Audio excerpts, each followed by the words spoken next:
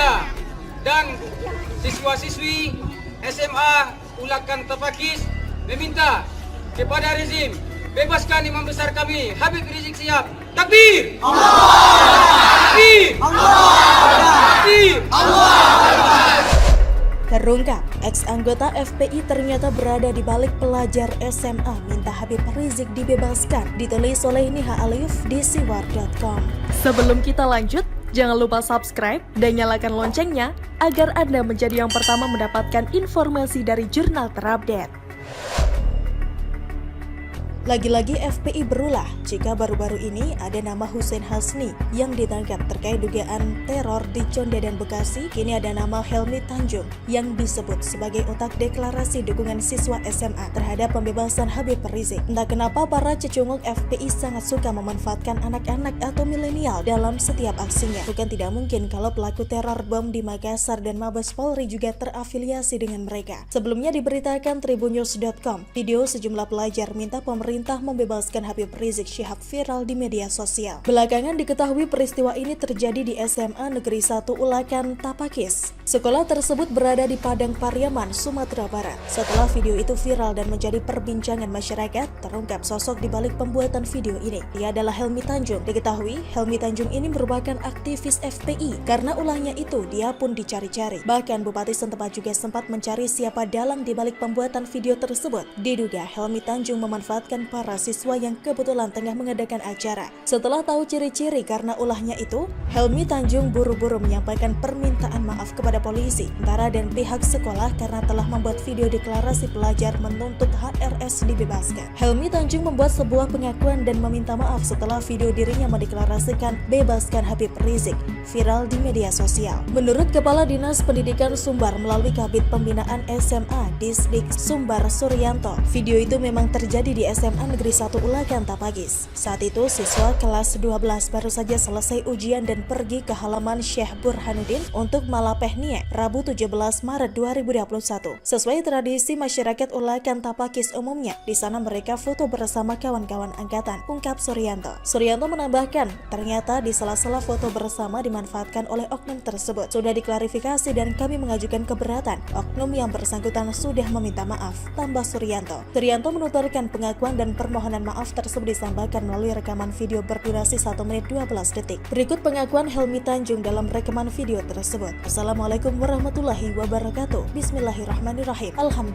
Alhamdulillahirabbil alamin. Wassalatu wassalamu ala asrafil anbiya'i wal mursalin wa ala alihi wa ashabihi ajma'in. Bersyukur kepada Allah dengan mengucapkan alhamdulillahirabbil alamin. Bersalawat kepada Rasulullah dengan mengucapkan Allahumma sholli ala sayyidina Muhammad wa ala ali sayyidina Muhammad. Saya bernama Helmi Tanjung, meminta maaf atas pembuatan video yang melibatkan siswa-siswi SMA 1 Ulakan Tapakis kemarin Selasa 16 Maret 2021 yang bertepatan di area makam Syekh Burhanuddin tentang permohonan pembebasan Habib Rizik Syihab. Dengan pembuatan saya ini berdampak dapat mengakibatkan kerugian pihak sekolah dan siswa-siswi tersebut. Saya meminta maaf sebesar-besarnya kepada seluruh kalangan, masyarakat, Polri, TNI, pemerintah dan semuanya. Entah bagaimana bisa suatu kegiatan di SMA disusupi oleh oknum hingga sampai viral divideokan, dan kenapa para siswa mau saja disuruh menyuarakan pembebasan Habib Rizik, kecuali memang sebelumnya para tenaga didik maupun kepala sekolah yang bersangkutan sudah ada indikasi dukungan ke ex-ormas terlarang termasuk Imam Jumbo.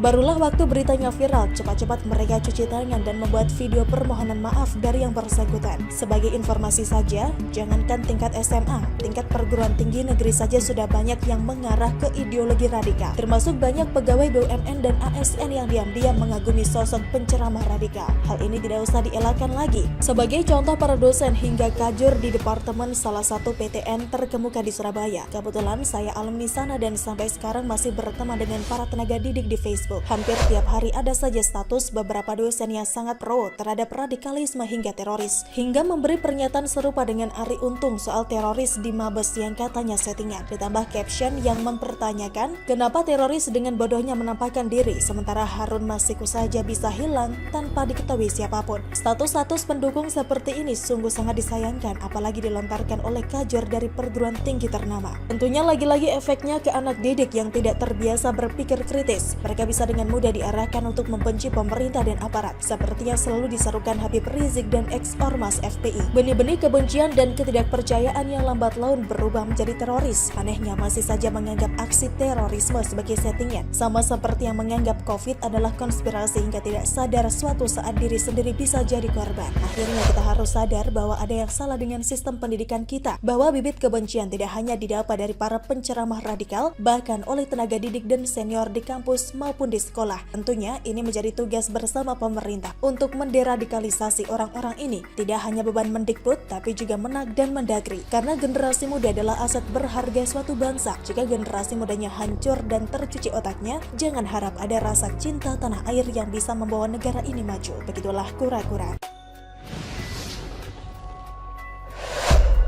Habib Rizik bising banget, sidang online salah, tidak ada streaming juga salah. Maunya apa? Ditulis oleh Syardi di siwar.com. Sebelum kita lanjut, jangan lupa subscribe dan nyalakan loncengnya agar Anda menjadi yang pertama mendapatkan informasi dari jurnal terupdate.